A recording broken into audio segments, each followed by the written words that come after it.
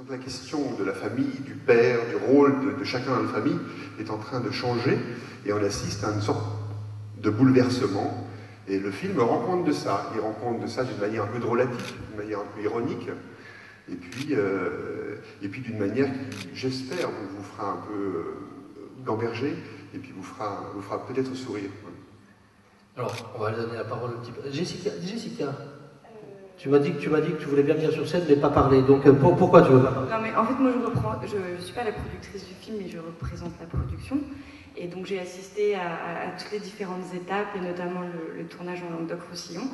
Et voilà, et je voulais dire qu'on a eu un accueil formidable de la part et un soutien de la part de la région absolument formidable, et aussi des gens d'Anduze qui sont là d'ailleurs, et merci de venir voir le film.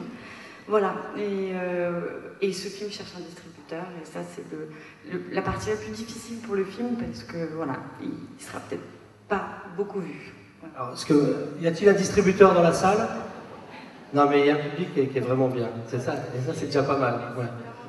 Alors Pascal, quand même, peut-être tu pourrais nous dire, c'est un premier long métrage, oui, c'est mais mon premier film. Il y a des cours avant. Oui, j'ai fait parler de cours, j'ai eu la chance de recevoir un prix au Festival d'Alès il y a déjà quelques années, pour un court-métrage que j'avais fait il y a presque 10 ans déjà. Et puis c'est mon premier film. J'ai tenu vraiment à faire une comédie, parce que je voulais traiter de ces questions comme vous l'avez vu, qui sont quelquefois un peu graves, mais sur un mode sur un mode de la comédie. Et sans renoncer à énoncer un point de vue et en prenant le risque de dire des choses qui sont des choses que je pense profondément sur des choses personnelles qui me sont comme ça, viennent de mon expérience, que je souhaitais mettre en forme sous une forme comique, une forme de comédie. Atmen, il y a quelques poids lourds avec toi dans ce film. Ben oui, d'abord bonsoir et merci de votre curiosité déjà d'être là, je vous remercie. Alors moi, je représente des autres comédiens qui ne sont pas là, ils sont tous morts apparemment, d'autres sont enceintes, je ne sais pas. Il y a des gens d'Anduze, je ne suis pas le seul acteur parce qu'il y a le petit Carlo et sa maman qui sont dans la salle, petit bébé de 6 mois, donc je l'applaudis, vous pouvez l'applaudir. Hein. Il est de chez vous, un acteur en herbe. Moi, je suis très content d'être invité au festival du film français et méditerranéen, parce que je suis à la fois français et méditerranéen, donc ça me fait vraiment plaisir. Moi, j'ai démarré ma carrière en faisant du théâtre dans la région. J'y reviens, c'est le saumon qui remonte la source pour retrouver ses parents. Voilà. C'est un film très personnel, que j'aime beaucoup, dans lequel j'ai joué. Je m'appelle Paul. Je suis très heureux d'être entouré de Clémentine Sélarié, François Berléand, Audrey Dana. Et voilà, comme je disais tout à l'heure à Pascal, c'est un film très personnel, mais ce n'est pas le mien. Voilà, c'est celui de Pascal. Merci à toi. Alors, j'aurais jamais pensé à te comparer un saumon, mais enfin, c'était bien. En tout cas, on vient d'apprendre un truc et on vient d'établir à Montpellier un nouveau record. Vous savez que dans La Nuit de San Lorenzo de Fertavini, on a repassé le bébé qu'on voit à la fin qui a 8 mois, c'est celui de Roberto Berpignani, le monteur. Et là, vous allez voir un bébé de 6 mois, ça dans le film. Donc record battu. Voilà, le plus jeune acteur de la Méditerranée. On l'a ce soir. À tout à l'heure. Merci aux AGF qui nous permettent d'organiser cette soirée, que nous retrouverons bien volontiers tout à l'heure. Jessica, tu voulais pas parler, tu as parlé quand même, donc tu as un bouquet de fleurs. Un bouquet de fleurs. Portez-vous bien. Si ce film vous plaît, faites-le savoir. Voilà. À bientôt.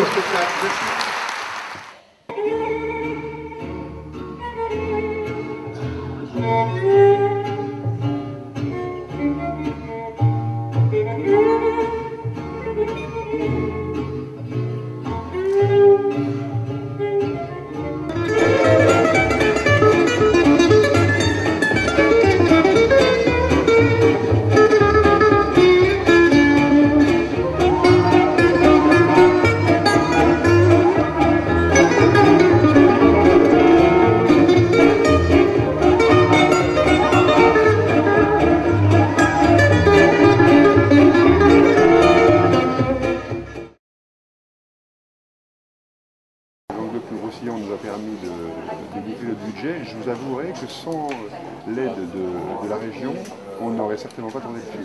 Depuis que la décentralisation commence à faire sentir ses effets, les régions sont devenues des partenaires importants dans le financement des films.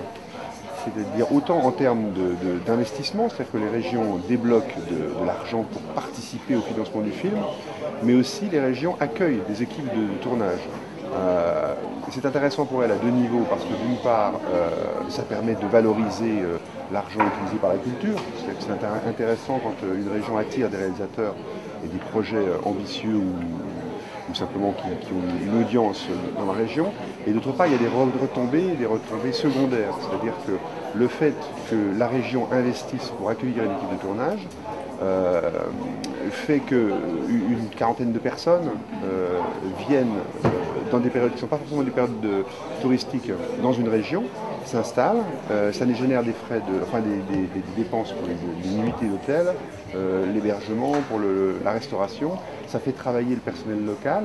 Les gens d'Anduze, par exemple, où on a tourné le film, ont été très très accueillants et sont, je crois, très intéressés et très fiers du fait qu'on se soit intéressé à leur village. On cherchait une maison de famille qui n'ait pas un caractère trop... Enfin, il fallait que ce soit une maison pas trop bourgeoise, en même temps avec un caractère de vacances, sans que ce soit uniquement une maison de vacances. Et puis une maison qui a du caractère, avec beaucoup d'espace autour. Et j'avoue que la maison qu'on a trouvée rendue, c'est tout à fait... donne vraiment c'est vraiment un personnage du film. Elle donne un ton, elle participe vraiment au scénario, à l'écriture du film. Enfin, moi, ce qui m'intéressait, ce que je voulais traiter, c'est la question de la paternité, qui est une question complexe aujourd'hui à traiter, parce que qu'est-ce qu'un père aujourd'hui, on ne sait plus trop. Souvent, certaines théories venues d'Atlantique ont tendance à assimiler la paternité au patriarcat. Et on a tendance à considérer que c'est une fonction et une position qui serait bon de lâcher et qui n'a plus sa raison d'être. Enfin, bref, donc j'ai essayé d'expliquer que j'ai essayé de traiter ce thème de la paternité, de voir aujourd'hui ce que c'est qu'un père, quel est son rôle dans une famille. Et le meilleur moyen pour le traiter, me semble-t-il, c'était de traiter de son absence. Pour voir un peu quels étaient les effets de l'absence d'un père dans une famille. Et son retour brusque provoque une espèce de petite pagaille comme ça dans les gens qui composent la famille. La position du père n'est pas assurée. On voit bien ce qui relie et ce qui lie un fils à sa mère, puisque c'est une part d'elle-même qui devient autonome et qui existe. Par contre, le père, il est toujours d'une part improbable. Enfin, aujourd'hui, avec la biologie, il l'est moins en tout cas, on a des certitudes. Mais en tout cas, il a toujours été jusqu'à présent très dans une position incertaine. Et c'est la parole de la mère et la parole du père qui définit sa place, vraiment. Et c'est vrai qu'aujourd'hui, avec les aléas de la famille, cette place est de plus en plus complexe à soutenir. Et donc, je voulais essayer de parler de cette difficulté pour les hommes aujourd'hui d'être à cette place de plus en plus complexe, et puis aussi de cette position singulière, c'est que la position d'un père, à mon sens, c'est toujours une position qui est en péril, qui est remise en cause. Rien n'est assuré. La plupart des enfants, on peut avoir des pères de substitution, si je puis dire. C'est-à-dire qu'il suffit qu'un éloignement, une rupture, quelque chose se passe, et puis le travail ne se fait pas. Enfin, il y a quelque chose qui se perd de cette fonction. C'est la question du père, pourquoi elle est intéressante? C'est pas tellement pour la question de la place occupée, c'est la question de la transmission. C'est comment est-ce que quelque chose peut passer d'une génération à une autre. Et traditionnellement, dans nos sociétés occidentales, la mère a une fonction nourricière, on va dire. Elle a une fonction comme ça Et le père, en fait,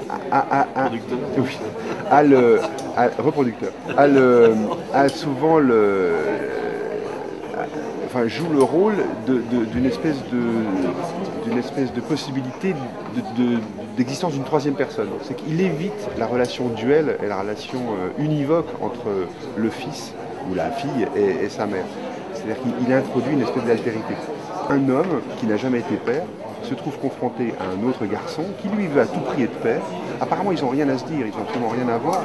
Mais justement, celui qui n'a jamais été père, tout à coup se trouve dans une position d'expliquer aux jeunes: tu te trompes, c'est pas exactement comme ça que ça se passe. C'est pas un conseil que je te donne, c'est pas un ordre, mais il me semble que c'est plutôt dans cette direction-là que tu devrais aller, que ça fonctionne. Et il énonce quelque chose, en plus, qui est de l'ordre d'un paradoxe, puisqu'il énonce la position que lui devrait tenir face à sa femme, alors que lui n'a jamais été capable d'être à cette place-là, justement, et il l'énonce de manière paradoxale, en expliquant ce qu'elle dit, c'est pas forcément ce qu'elle pense. Et ça se passe pas vraiment comme tu crois. Le monde n'a pas cette dimension-là. Et ce qui est intéressant, parce que j'ai voulu le soutenir, c'est qu'on est de plein pied dans la dimension paternelle parce qu'on est dans une dimension langagière et non pas dans une dimension biologique. C'est-à-dire que ce qui est intéressant dans la position du père, tel qu'il est dans le film, c'est que sans arrêt, il est en train d'énoncer aux gens avec qui il est en contact, il transmet quelque chose du côté du langage, donc du côté d'un certain rapport à la culture, d'un certain rapport au symbolique, si je veux dire. Et c'est ce travail-là particulier qui est, à mon sens, le travail de père, le travail du père. C'est-à-dire que la question sur le nom, par exemple, c'est une question intéressante. À la fin, la jeune fille qui est jouée par Audrey Dana dit « Mais pourquoi est-ce que mon fils porterait plus ton nom que le mien ?» Il n'y a pas de raison. Et l'autre, le père biologique, dit « Ben non, mais je veux qu'il porte mon nom parce que moi, je veux qu'il porte le nom de mon père. Pourquoi il ne porterait pas le nom de mon père à moi? Mais non, c'est pas possible parce que ton père à toi, t'es la mère. Il ne peut pas porter ton nom parce que si jamais il porte ton nom, mon fils portera le nom de ton père. Donc il y aurait quelque chose d'incestueux d'une certaine manière. On vit une période où un certain nombre de valeurs, de croyances, d'idées comme ça se désagrègent et on est dans une période de transition. Par exemple sur les valeurs qui sont celles qui sont abordées dans mon film, celle de la famille, du rôle des différents des sexes, du rôle des enfants par rapport aux adultes. Il y a beaucoup de choses qui bougent et je trouve qu'on vit une période absolument passionnante, une période sublime comme aurait dit Joseph de Maistre ou les romantiques. C'est une période à la fois tragique mais en même temps extravagante et puis en même temps complètement passionnante parce que les choses bougent. Ce qui s'est passé au niveau de la famille, au niveau du rapport entre les hommes et les femmes, au niveau de l'éducation des enfants depuis 20 ans, est quelque chose d'absolument inédit. C'est vraiment absolument incroyable. On se retrouve dans une position tout à fait surprenante, avec des côtés peut-être difficiles, mais en même temps, on a pour la première fois quelque chose à inventer. On a des situations qui sont tout à fait originales.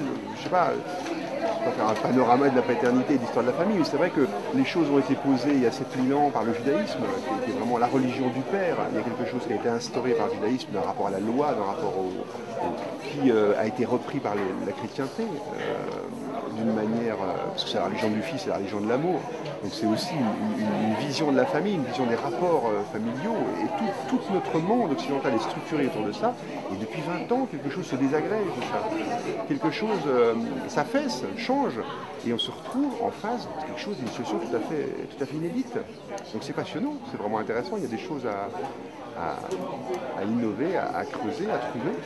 Et puis il y a quelque chose à inventer, on a un destin, on a des places à trouver, c'est vraiment passionnant. C'est vraiment très... Moi je pense, j'ai tendance... Pour revenir aux conditions de tournage,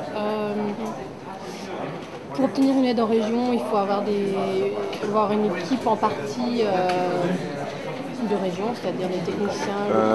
Donc, quand les régions attribuent des subventions, il y a un cahier des charges auquel les tournages doivent se satisfaire, les équipes se satisfaire. Parmi les contraintes, les demandes, il y a le fait d'utiliser des techniciens locaux. Et donc, dans la région Languedoc-Roussillon, il y a un certain nombre de techniciens très compétents.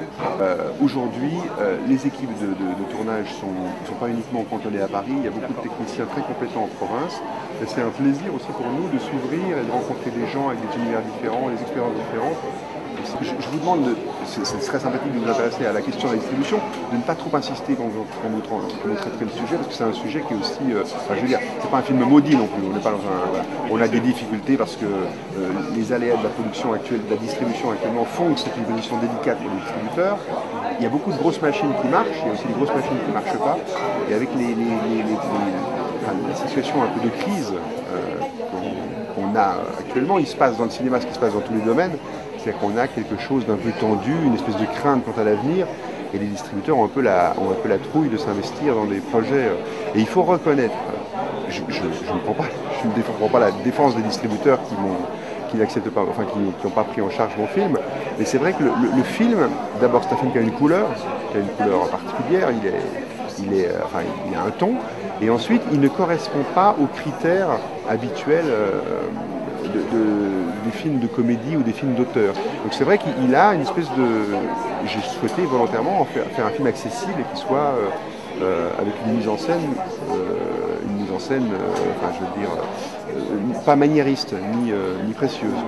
Le montage d'un film, c'est toujours une opération complexe, difficile, hasardeuse, et il faut chaque fois montrer son désir et son envie de faire des choses pour que les choses avancent. Bon, là, c'est comme ça que marche le cinéma aussi.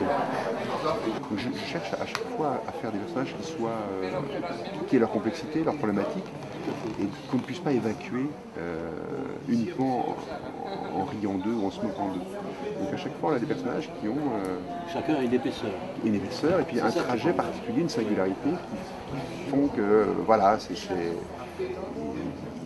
ils sont à chaque fois défendables. Et c'est d'ailleurs très intéressant quand on fait lire, quand j'ai fait les scénarios à la plupart des comédiens, parce qu'il y a quand même une grande pléiade, enfin il y a une pléiade de comédiens dans ce film. Chaque comédien était satisfait parce que les personnages sont tous, ils existent, ils ont tous une couleur et un trajet particulier. Le personnage important pour le montage du film, c'était le personnage du père, puisque de là, tout découlait un peu, la famille découlait un peu du père, donc il fallait d'abord trouver le père. Après avoir adressé le scénario aux différentes personnes, je pensais beaucoup à François Berléand, mais ça ne faisait pas partie des personnes auxquelles j'ai pensé en premier. Et puis, dès qu'il a eu le scénario, immédiatement il m'a répondu 2 jours après en me disant c'est le film que je veux faire, c'est le scénario que j'attends, c'est vraiment un truc qui me plaît beaucoup, ça correspond vraiment à mon univers, et je pense que je peux m'en sortir. On s'est rencontrés, tout de suite on a vraiment sympathisé, c'est vraiment quelqu'un de terriblement sympathique. Et puis quelqu'un qui a à la fois cette profondeur, cette distance, cette ironie. Enfin, entre son jeu et lui, il y a quelque chose. C'est quelqu'un qui est toujours dans une espèce d'interprétation, il y a toujours une distance. C'est un comédien qui a beaucoup d'intelligence et beaucoup de finesse. Donc il a beaucoup apprécié le scénario et il aimait beaucoup le fait que ce soit un scénario très écrit, avec beaucoup de dialogues.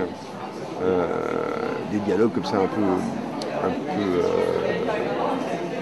dans la tradition, on va dire, d'un certain cinéma français des années 30-40, un cinéma très dialogué, très écrit. Et donc voilà, il était très enthousiaste sur le projet. Et je dois vous avouer que sur le tournage, il était très présent. Et c'est un comédien avec lequel travailler avec François, c'est vraiment tout à fait extraordinaire. On arrive le matin, on commence à mettre les choses en place. Et il arrive avec le texte qu'il a travaillé. Il connaît parfaitement, bien sûr, comme tous les comédiens au cordeau, et il vous dit, là, il y a un problème d'écriture, là, on ne comprend pas bien les choses, là, il y a un problème de syntaxe, est-ce qu'on ne pourrait pas revoir ça, tac, tac. Il est vraiment très au fait de l'écriture et des dialogues, et il apporte vraiment sa touche sur le tournage. On a respecté globalement le contrat prévu, mais le dialogue, c'est vrai qu'il est très présent et très au fait de ce qui se passe à l'écriture, au dialogue. Une fois que François avait accepté et que les choses étaient lancées, je voulais absolument travailler avec Clémentine. C'était un choix de ma part parce que je trouvais que c'était une comédienne terriblement sympathique. Et en même temps, il y avait quelque chose je trouve que Clémentine n'a pas eu peut-être la chance ou l'opportunité de trouver des projets qui soient vraiment à la hauteur de son talent. Et je trouvais il y avait quelque chose à défendre dans ce film que je trouve qu'elle pouvait défendre. Et surtout, j'avais la crainte que ce personnage de femme un peu, pas délaissé, mais enfin un peu abandonné comme ça, soit un personnage de femme un peu larmoyante ou un peu. Et je ne voulais surtout pas ça. Je voulais une femme vive, présente, énergique, très positive. Et donc Clémentine correspondait tout à fait au personnage. Et donc j'ai rencontré Clémentine, on s'est vu souvent et tout. Et comme c'est un personnage qui a beaucoup de projets, enfin c'est une personne qui a qui fait beaucoup de choses dans sa vie, c'était complexe parce que au début, elle ne comprenait pas pourquoi je voulais absolument y faire jouer ce personnage. Elle trouvait le rôle intéressant, mais elle trouvait que c'était un peu faible. Donc on a discuté. Et puis elle m'a dit finalement je trouve le projet intéressant, mais il faut que tu réécrives des scènes. Il y a des scènes qui manquent et je trouve qu'il faut absolument nourrir le personnage d'une autre dimension. Et donc elle m'a commandé les scènes de fin, dans la scène entre François Berléand et Clémentine, dans la cuisine, la scène de fin. Là. Et c'était aussi une découverte assez étrange pour moi, c'est que c'était une commande de Clémentine, donc il m'a dit il faut absolument une scène de confrontation. J'étais en train d'écrire des scènes comme ça sur des concepts un peu compliqués et tout. Et finalement, la scène est venue très rapidement sur un coin de table, si je peux dire, assez vite. Et finalement, cette scène que j'ai écrite très rapidement est aussi intéressante que des scènes que j'ai passé des semaines à ciseler. Enfin bref, il y a des scènes qu'on peut improviser, enfin écrire très rapidement, et qui se trouvent être très, très vives. Et alors une autre chose qui est tout à fait marrante, enfin qui est intéressante, Clémentine me dit j'ai besoin aussi d'une autre scène entre Gilles Cohen, donc son conjoint, et puis et moi, tu devrais écrire une scène le matin au petit déjeuner, ce serait intéressant. Bon. Je ne savais pas trop comment me débrouiller avec ça. Et pareil, je partais dans des choses un peu complexes, de sens, comme ça, où j'étais pris dans des histoires je voulais dire des choses. Quand on veut dire des choses, souvent au cinéma, c'est difficile, parce qu'on se retrouve souvent confronté au fait que ce qu'on a à dire, enfin, ce qu'on a à montrer ne dépasse pas ce qu'on a à dire, et c'est souvent un peu faible.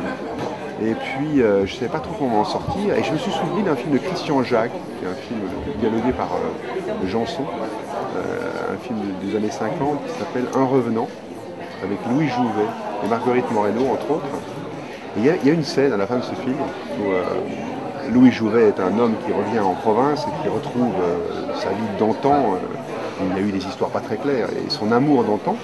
Et puis il retrouve une tante, une vieille tante qu'il n'a pas vue depuis très très longtemps. Et cette tante le convoque chez lui. Et dès que Louis Jouvet franchit la porte de l'appartement de la tante, qui est jouée par Marguerite Moreno lui dit « Oh, je t'attends, mais ne dis rien !» Et dès qu'elle est en face de Jouvet, qui est un bavard impénitent, elle lui dit tout ce qu'il doit dire. C'est qu'elle parle à sa place, et Jouvet ne peut pas en placer une. Et à la fin, elle lui dit, voilà, tu es parfait. Je suis très content de notre discussion, va-t'en. Et il s'en va. Et je me suis dit, tiens, on pourrait reprendre cette scène et garder cette structure, c'est l'idée d'écrire une scène dans laquelle Clémentine dit tous les mots que doit dire son compagnon, et à la fin elle lui dit « je suis très content de parler avec toi ». Et j'avoue que j'étais absolument ravi pendant la projection, parce que c'est vrai que le public a réagi très, très vivement à cette scène, et bon, ça fait toujours plaisir pour un auteur de sentir que ce qu'on a écrit, on n'est pas le seul à en sourire. Donc c'est vraiment très, très plaisant pour moi. Il y a beaucoup d'influences différentes, mais peut-être la chose à laquelle je suis le plus sensible, c'est le théâtre de Tchekhov. Il y a quelque chose d'une... Quand je développe une scène, je fais bien attention de faire que le dénouement de cette scène soit sur le fil. C'est-à-dire qu'on ne soit jamais dans du positif ou du négatif.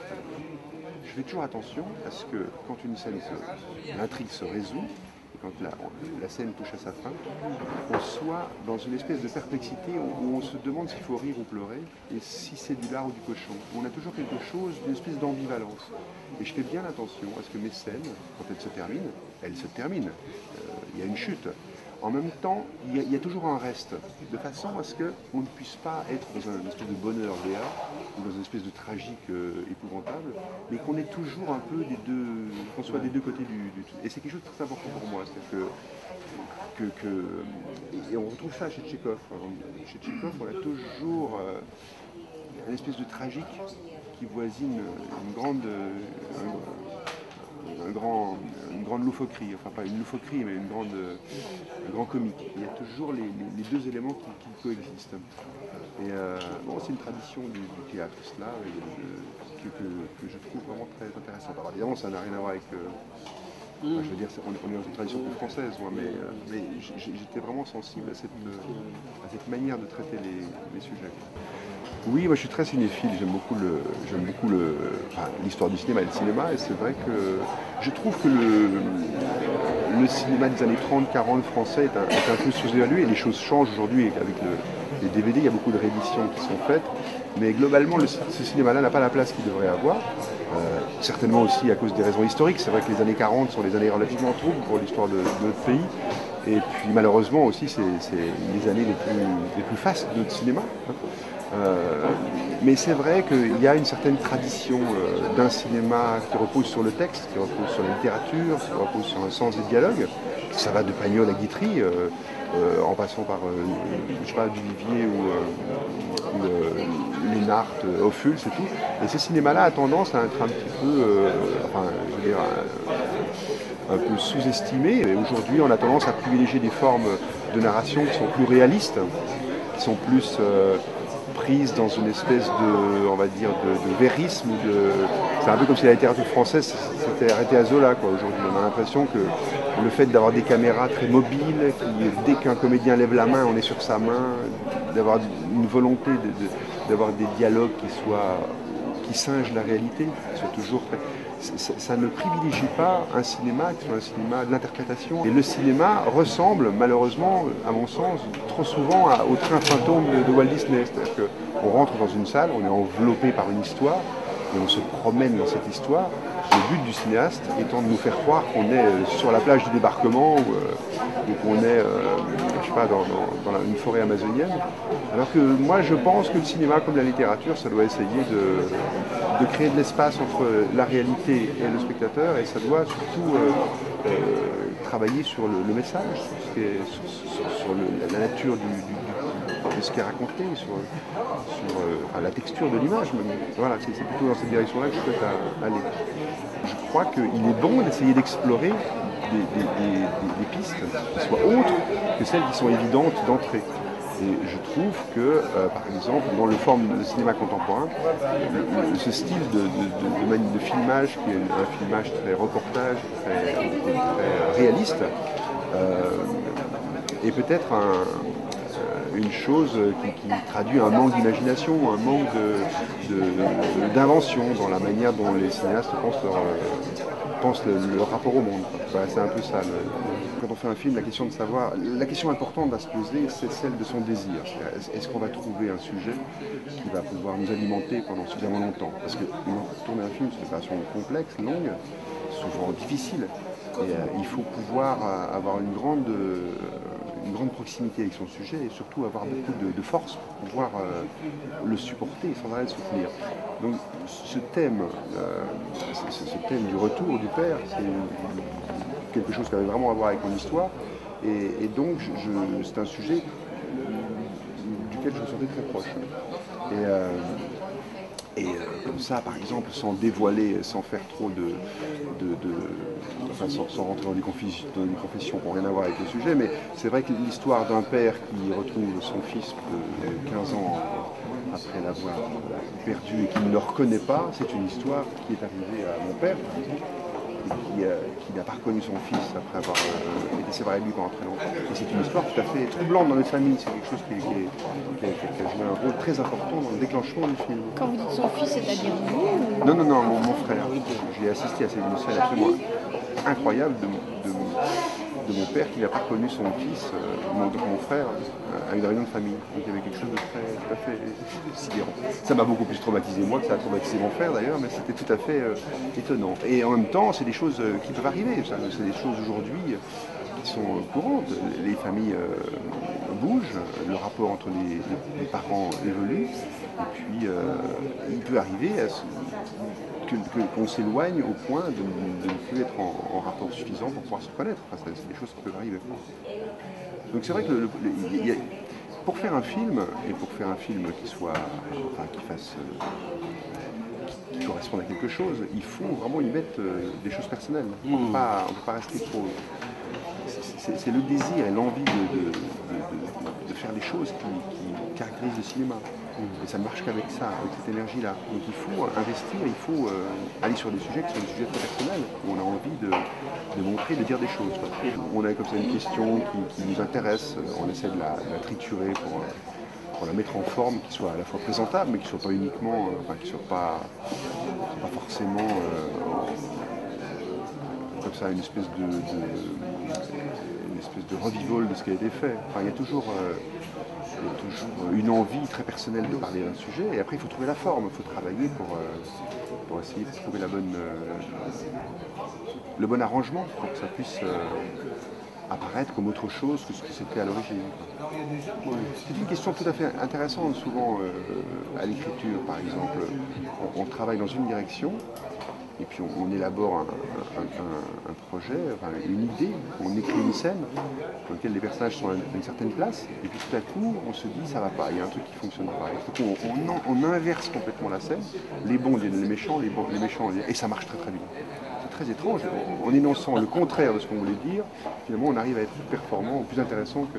C'est des fois des questions de forme indiquent le chemin où il faut aller. C'est pas forcément une question de sens. Je demande à ce que les comédiens respectent le texte, à la virgule près, c'est très précis. Mais en même temps, si un comédien avec de bonnes raisons vient bousculer mon dispositif et m'expliquer qu'on peut faire mieux, je suis très attentif à ça. Non, les choses sont très écrites à l'avance et les choses sont très... Oui, non, même en étant très écrit, il y a des modifications qui sont faites, mais c'est des modifications dues au fait de manque. Si un comédien m'explique qu'il y a un problème de syntaxe ou qu'il y a un problème de... Ça, je suis très sensible à ça, ou qu'on ne comprend pas, je serais très attentif à ça. Mais par exemple, je n'aime pas quand les comédiens brodent sur le texte. Je tiens à ce qu'on connaisse le texte au cordeau, très, très précisément, et puis je ne veux pas qu'on rajoute des interjections, toutes sortes de mots pour faire vrai. J'ai besoin même s'il y a un côté sec et un côté un peu âpre, je veux qu'on respecte le texte dans son intégralité, d'une part. Ça, c'est très important pour moi. Mais par contre, il y a des scènes qui ont été complètement... qui ont été modifiées profondément. Par les comédiens, par exemple la scène où François rentre dans la maison et puis il voit son père et puis Clémentine, salariée, sort, elle dit « il est où ?» et cette scène où chacun dit « il est où ?» là, voilà. Mais cette scène-là, c'était une scène qui, parce que Gilles Cohen trouvait qu'il y avait une idée qui n'était pas assez développée, pendant la répétition, il m'a pris à part, il m'a dit cette scène-là, il y a un truc que tu n'as pas développé, c'est une espèce de scène de répétition sur le mode de théâtre que tu as commencé à mettre en place, ça ressemble à du fado, mais il faudrait que ce soit poussé plus loin, et je trouve que tu n'es pas allé jusqu'au bout. On s'est mis autour d'une table, et chacun a réécrit sa scène, moi je pourrais dire ça, moi je pourrais dire ça, on a mis ça en ordre, et puis on a tourné ça comme ça. Donc c'est une scène qui a été vraiment écrite aussi au tournage, et il y a quelque chose d'une espèce de loufoquerie comme ça.